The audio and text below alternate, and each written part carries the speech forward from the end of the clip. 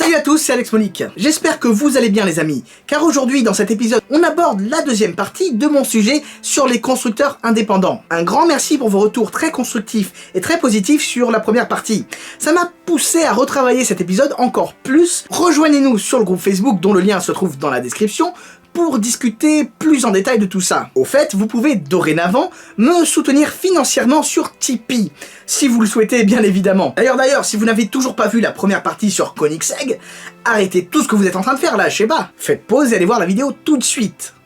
Voilà, on peut reprendre sereinement. Dans cette vidéo, on va parler de Pagani Automobili. De nos jours, Pagani est un constructeur à part, sur un segment très particulier qu'il ne partage qu'avec une seule autre marque, Koenigsegg. Alors bien évidemment, l'histoire de Pagani n'a pas commencé hier. Du coup, je vous propose de m'accompagner pour découvrir cette marque. Ses origines, ses modèles phares, le tout saupoudré de petites anecdotes qui, je l'espère, vous sont inconnues. Sachez que, comme l'épisode de Koenigsegg, ce n'était pas un exercice facile, car ça me demande énormément de recherche, de connaissances personnelles, et enfin c'est un boulot monstre. Donc il y aura forcément des erreurs, des imprécisions, des raccourcis, volontaires ou pas, mais aussi et surtout des oublis. Donc je fais mes excuses publiques par avance. Quoi qu'il en soit, allons-y, c'est parti pour Pagani.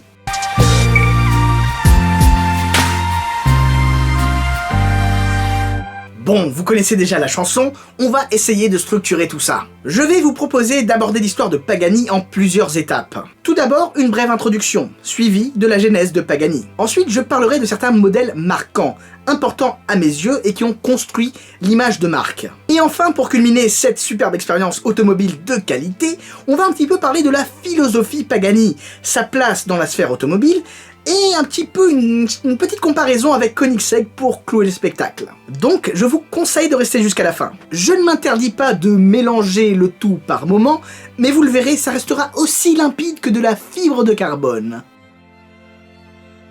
Pagani Automobili.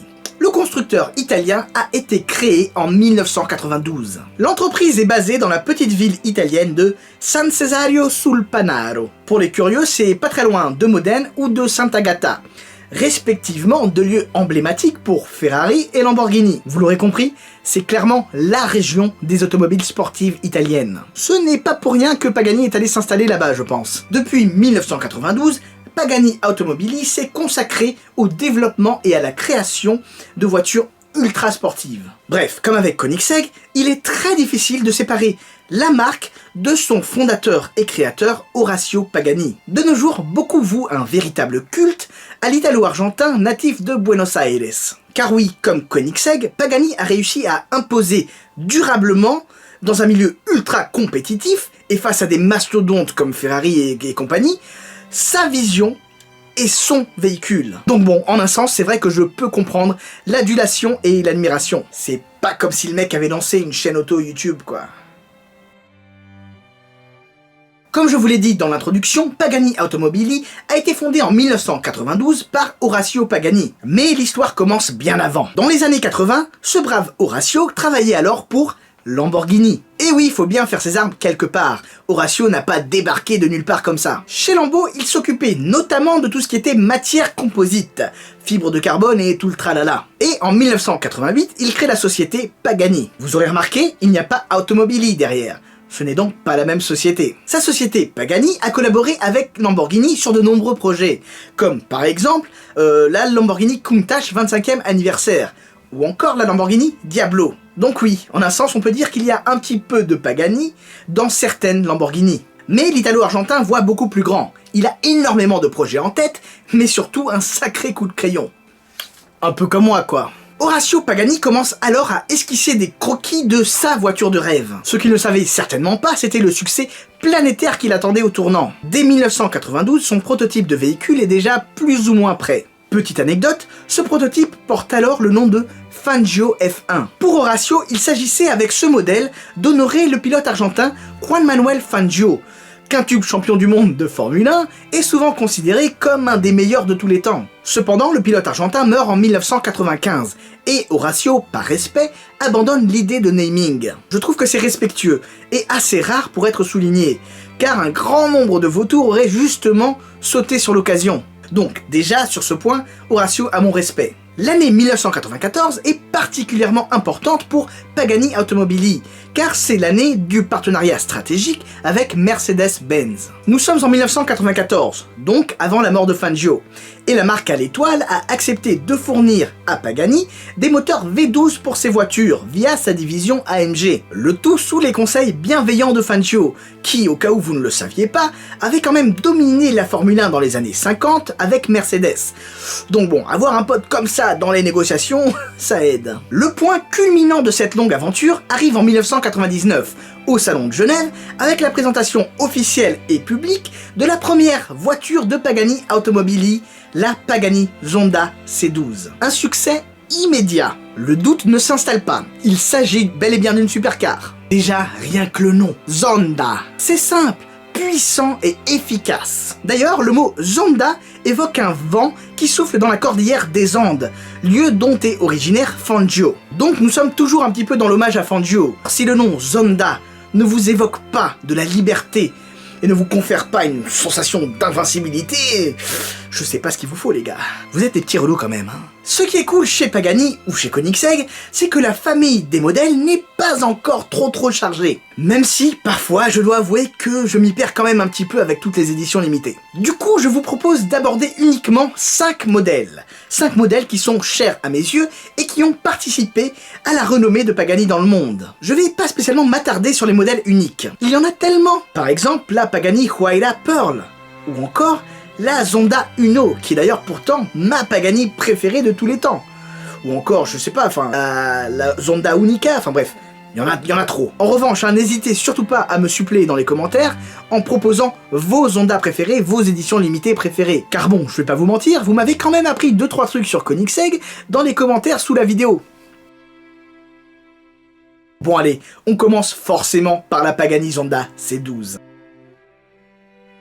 La première du nom. Le coup de crayon de Pagani a vraiment fait l'effet d'une bombe dans le monde automobile, tellement le design était révolutionnaire et innovant. Si vous voulez mon avis personnel, la Pagani Zonda fait partie des 5 plus belles voitures de tous les temps. À cette époque, Horacio était encore un petit artisan et ne créait que très peu de voitures. D'ailleurs, il me semble que la Pagani Zonda n'a jamais réussi à être homologuée aux États-Unis. Gardez ça en tête car c'est important pour la suite. Complètement novatrice et disruptive pour l'époque, la Pagani Zonda C12 utilise énormément de matériaux composites, du genre fibre de carbone. Vous vous souvenez ce que faisait Horacio chez Lamborghini, hein?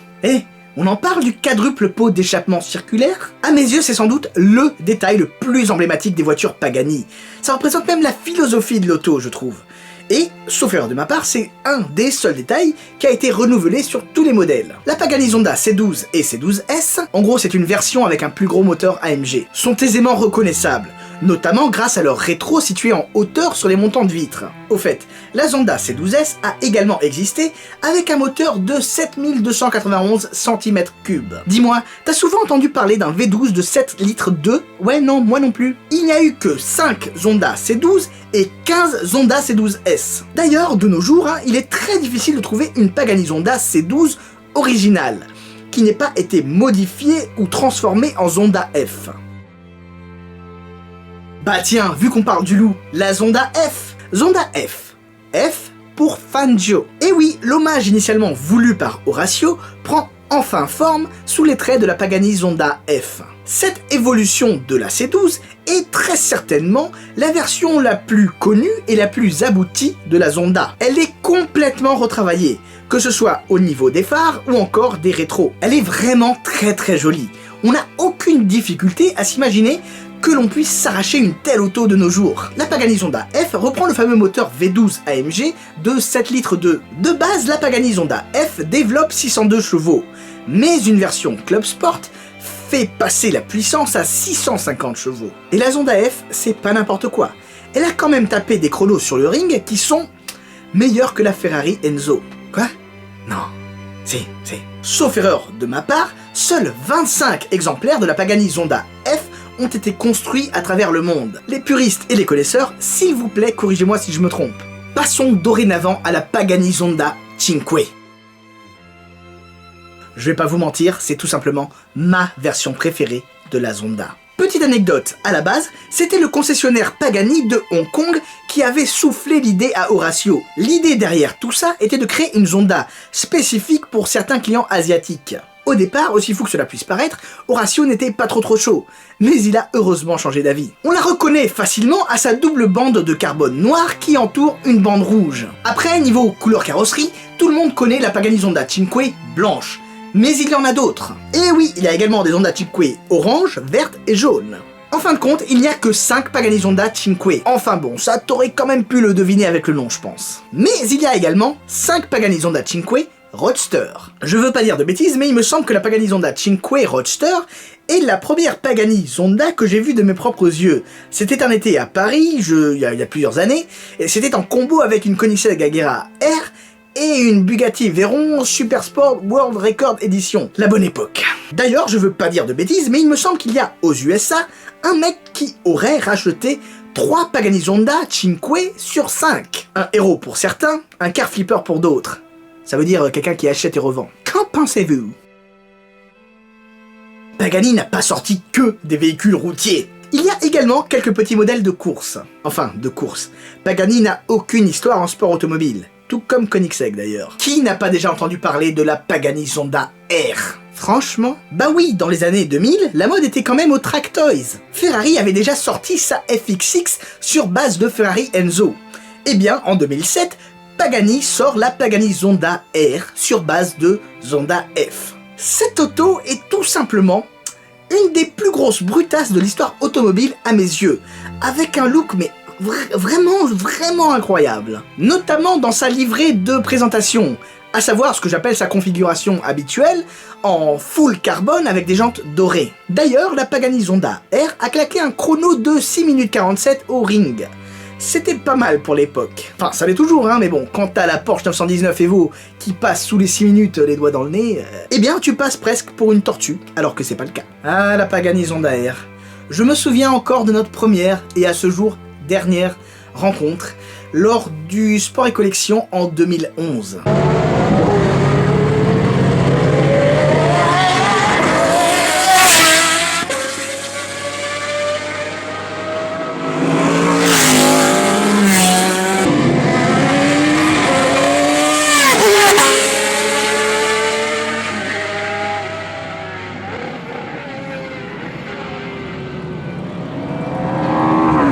Je n'avais tout simplement jamais entendu un truc pareil. Ça montait facile dans les 11 000 tours.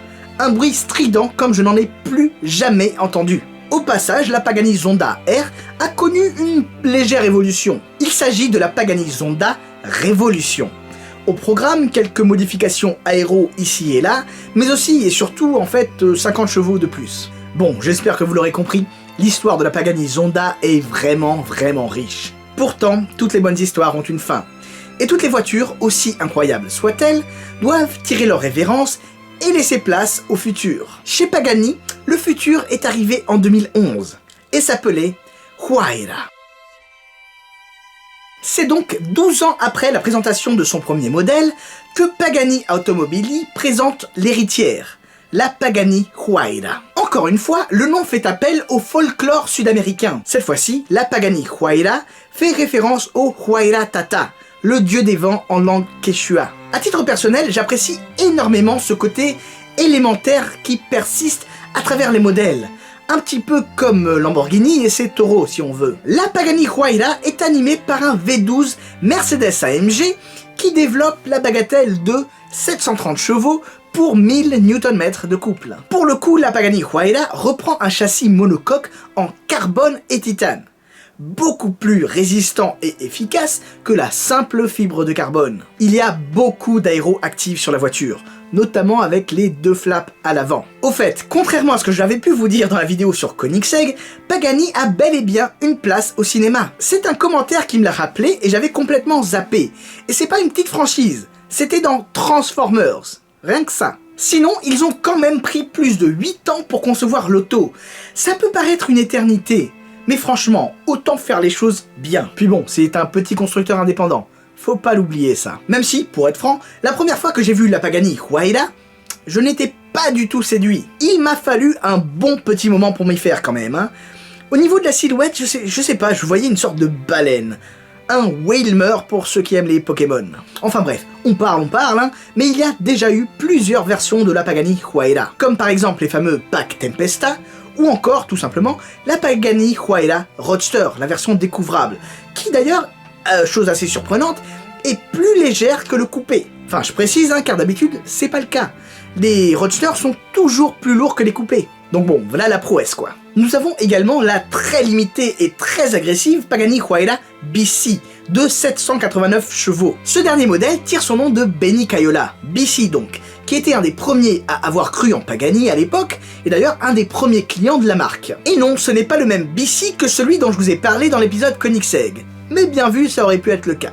La Pagani Huayra a littéralement révolutionné la marque, et Pagani Automobili a complètement changé de statut. En effet, avec ce modèle, Pagani Automobili s'est frontalement attaqué au marché américain. Car oui, vous vous souvenez ce que je vous avais dit en début de vidéo, la Pagani Zonda n'était pas homologuée aux États-Unis. Avec la Pagani Huayra, c'est le cas. Et tout a basculé. En effet, les collectionneurs américains se sont rués dessus comme la misère sur le monde. Et du coup, les États-Unis représentent très certainement le plus gros marché de Pagani actuellement, suivi de près par l'Asie. Toutes les voitures de Pagani ont longtemps été idolâtrées et admirées pour leur côté artisanal. En effet, Horacio Pagani étant très méticuleux, la finition et les détails sur chacune de ses automobiles s'apparentent davantage à du véritable artisanat, bien loin des standards habituels. En ce sens, la philosophie de Pagani se veut davantage artistique, artisanale. C'est une véritable œuvre d'art, là où Koenigsegg est davantage axé technologie et innovation. Ceci dit, avec l'ouverture d'une nouvelle usine, que vous pouvez d'ailleurs visiter au passage, Pagani va-t-elle réussir à conserver ce côté artisanal sur le long terme? La création récente du pôle Pagani Rinascimento, dont le but est d'assurer le suivi, l'entretien, mais également la restauration de toutes les Pagani, devrait en rassurer plus d'un, je pense. Mais bon, quand même, on a le droit d'émettre des réserves. Personnellement, j'ai de plus en plus de retours qui me font écho, si ce n'est d'un laisser-aller, au moins d'une siestouille sur leur laurier. D'autant plus que bon, de nos jours, la clientèle Pagani a énormément changé. À ses débuts, la clientèle Pagani était essentiellement composée d'Européens, plutôt discrets. De nos jours, c'est une majorité d'Américains et d'Asiatiques. Ils se connaissent presque tous. Ils sont tous sur Instagram, et pour la plupart exposent publiquement leur voiture. Personnellement, j'ai l'impression qu'il y a eu comme un clivage au sein des propriétaires, entre cette nouvelle vague très connectée, très publique, et les clients historiques de la marque. Je ne dis pas que la cohabitation est impossible, loin de là.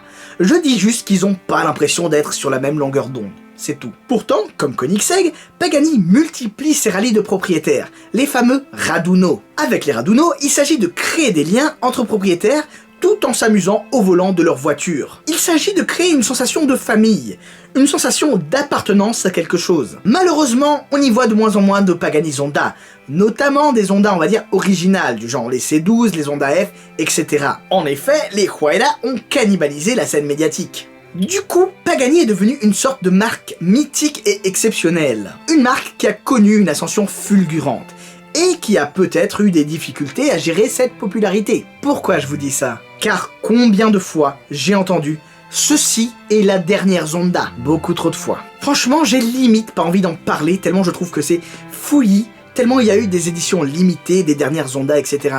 La dernière en date étant la Pagani Zonda Unica. Tout du moins, c'était le cas lorsque j'ai filmé cette vidéo. Nouvelle tendance moderne, beaucoup de propriétaires sont en quête d'exclusivité avec un modèle unique. C'est la famille des fameuses Zonda 760.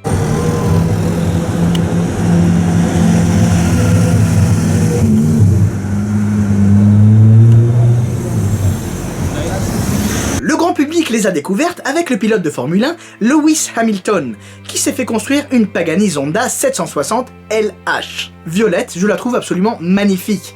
Et comble de la folie, elle possède une boîte manuelle. Personnellement, je préfère le voir lui au volant que moi, car c'est pas dit que je puisse gérer une telle puissance. Ouais, je suis un mec humble. Le souci, c'est que pour faire ces autos 760, à ma connaissance, il faut dénaturer un exemplaire original de Pagani Zonda. Du coup, le prix de ces dernières augmente énormément, et elles se font de plus en plus rares comme j'ai déjà pu vous le dire. Le truc, c'est qu'il y a de plus en plus de Zonda 760.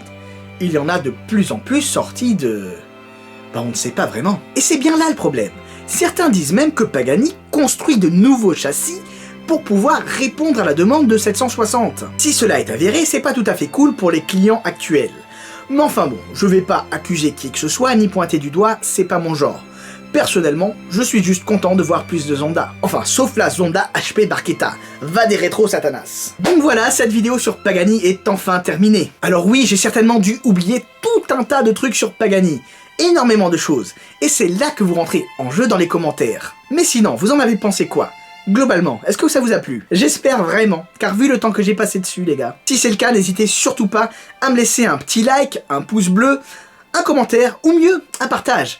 Car je n'aurai de cesse de vous le rappeler, mais ça aide énormément au référencement de la chaîne. N'oubliez surtout pas de vous abonner à ma chaîne YouTube et de me suivre sur Facebook et Instagram. Les liens sont dans la description. Sinon, il y a aussi le Tipeee. Je dis ça, je dis rien. Et surtout, ne l'oubliez pas, on n'a peut-être pas la même voiture, mais on a la même passion. Sur ce, je vous dis à très bientôt. Ciao, ciao.